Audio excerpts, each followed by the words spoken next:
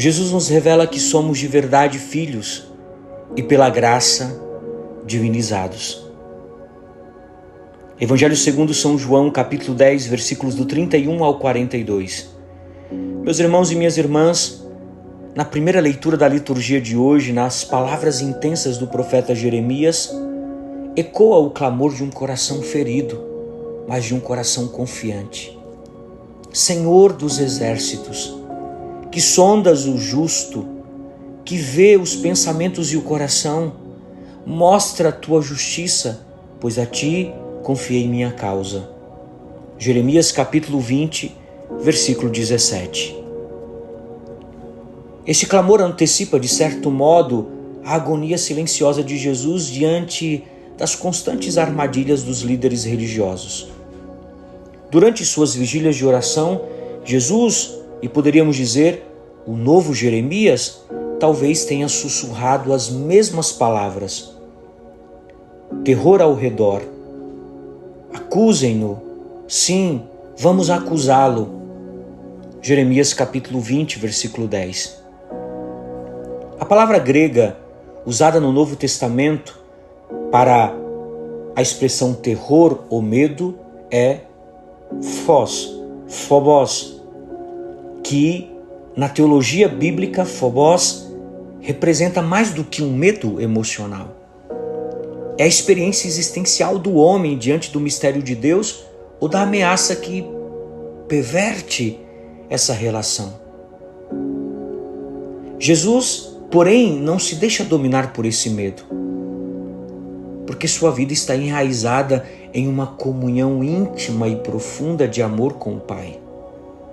Meus irmãos e minhas irmãs, essa comunhão é expressa por ele com uma clareza teológica impressionante. Se não faço as obras do meu Pai, não crerão em mim.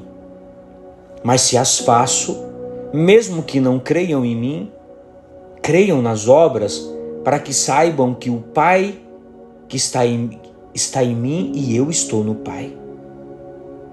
En emoi está em mim e eu estou no Pai, ego en to patri.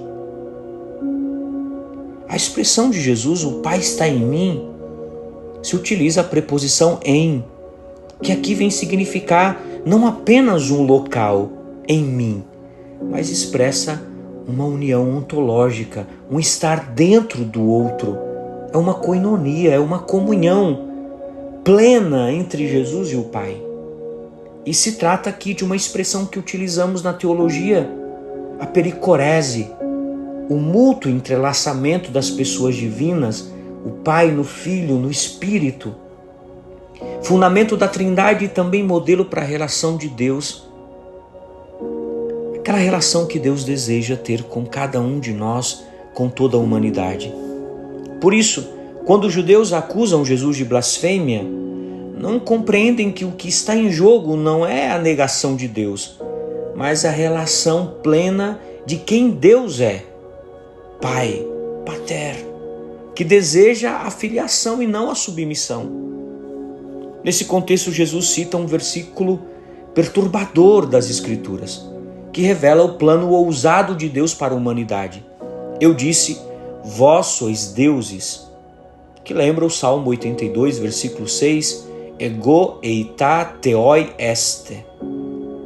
Aqui, o termo grego theoi, que é o plural da palavra theos, que é Deus, é usado não para sugerir uma divindade autônoma, mas uma participação na vida divina.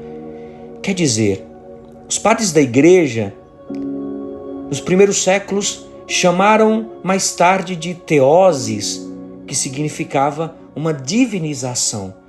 E aí, segundo a teologia cristã, especialmente na teologia oriental, teoses não é fusão ou confusão com Deus, mas uma união transformadora.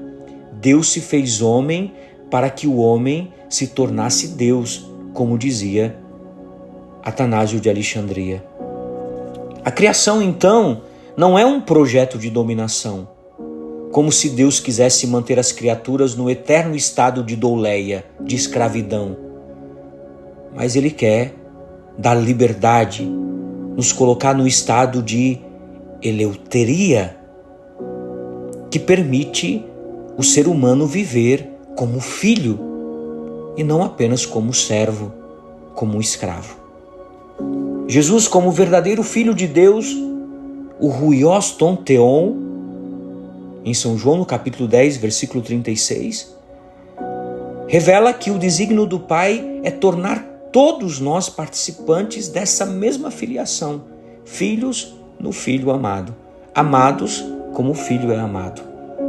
Isso perturba os sistemas religiosos e sociais que se sustentam na inferiorização e no medo.